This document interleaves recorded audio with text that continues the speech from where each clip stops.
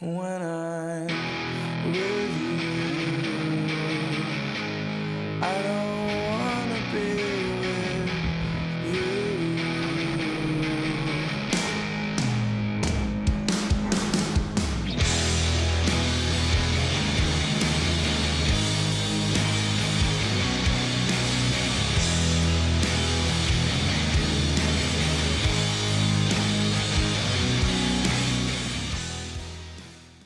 Ok, ça fait un moment que l'épisode 2 aurait déjà dû sortir, mais comme je suis allé travailler aux États-Unis, en revenant, il y avait pas mal de choses qui avaient changé par rapport à ce que j'avais déjà tourné. L'épisode était quasiment prêt à sortir, hein, le montage était quasiment fini.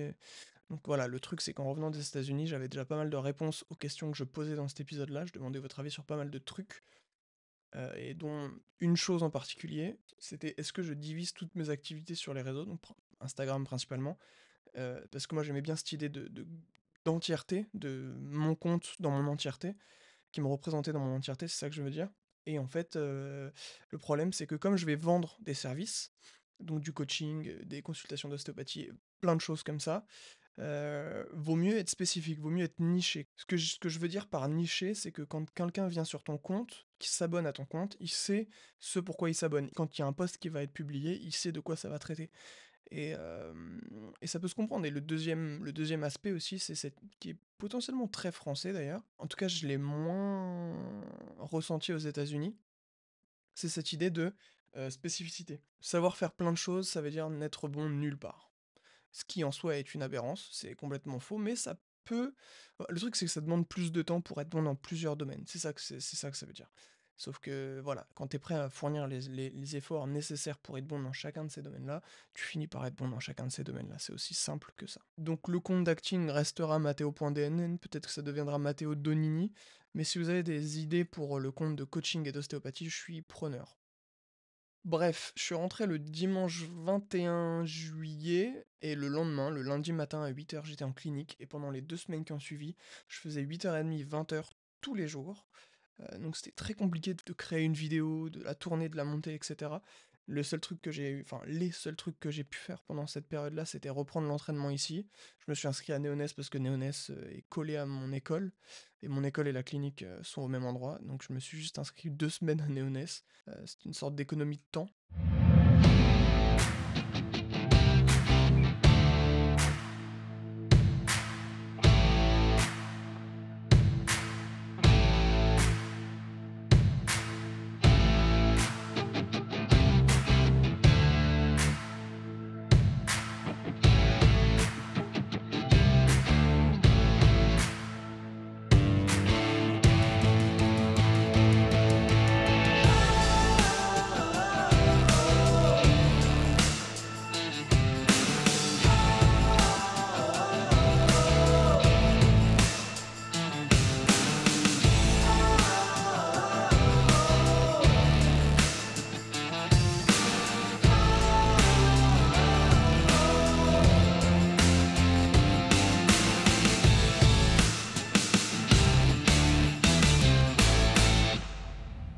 Voilà, donc c'est ça. Et la deuxième seule chose que j'ai réussi à faire, c'est retourner voir le Comte de Monte Cristo, parce que c'est un chef-d'œuvre en fait. Donc j'avais besoin de le revoir, et en fait en le voyant une deuxième fois, j'ai compris des choses. C'est pas des choses dans le film à proprement parler, c'est des choses par rapport à moi-même. Moi, ce film me touche beaucoup plus que la norme, je pense. C'est clairement un de mes films préférés aujourd'hui. Euh, et en fait, pour ceux qui l'ont déjà vu, c'est le moment dans la prison, donc Edmond Dantès qui rencontre l'abbé, et ce passage-là me touche particulièrement, et surtout c'est un passage qui m'a permis de me rebooster dans cette idée qu'il fallait que je me remette dans un monk mode. Ça sera l'occasion de parler du monk mode sur la chaîne, avec cette série d'ailleurs, ça pourrait être intéressant, et de vous montrer ce que je fais pendant ce monk mode. Et d'ailleurs, point qui n'a strictement rien à voir, je sais même pas si c'est important de le dire, mais je vais laisser mes cheveux repousser.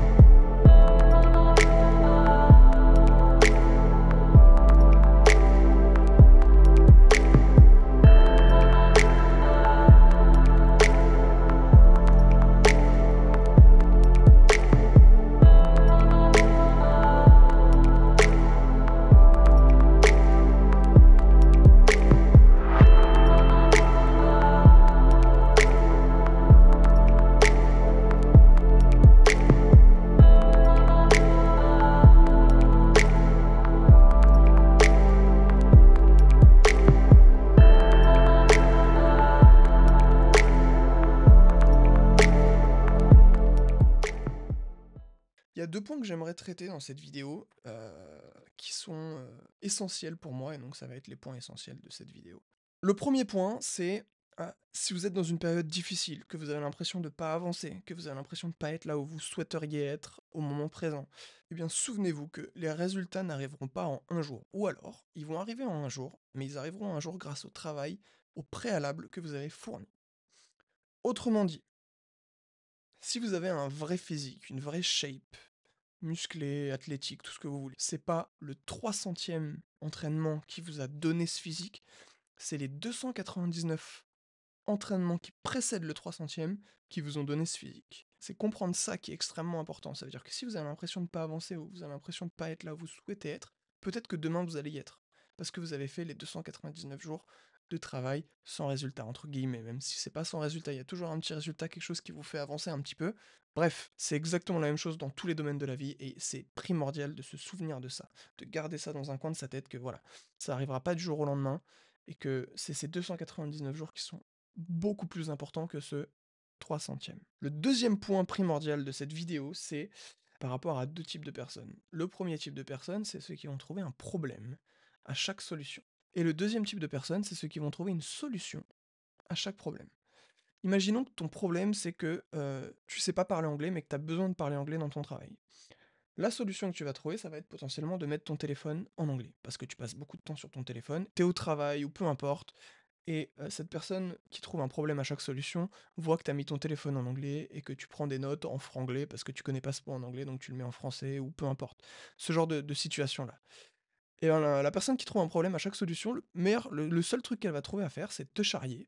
Parce que t'as ton téléphone en anglais. Trop relou, trop relou. Et ça peut être sur le ton de la rigolade, mais même si c'est sur le ton de la rigolade, c'est pas drôle déjà de un.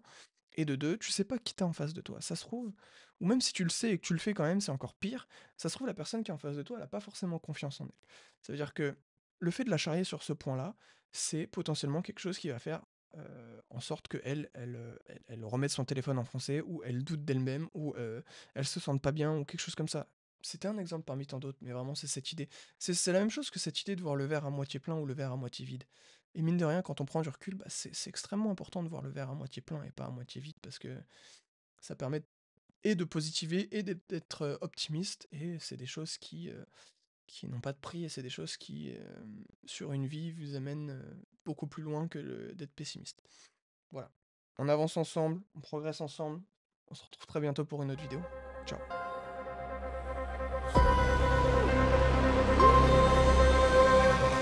J'ai oublié.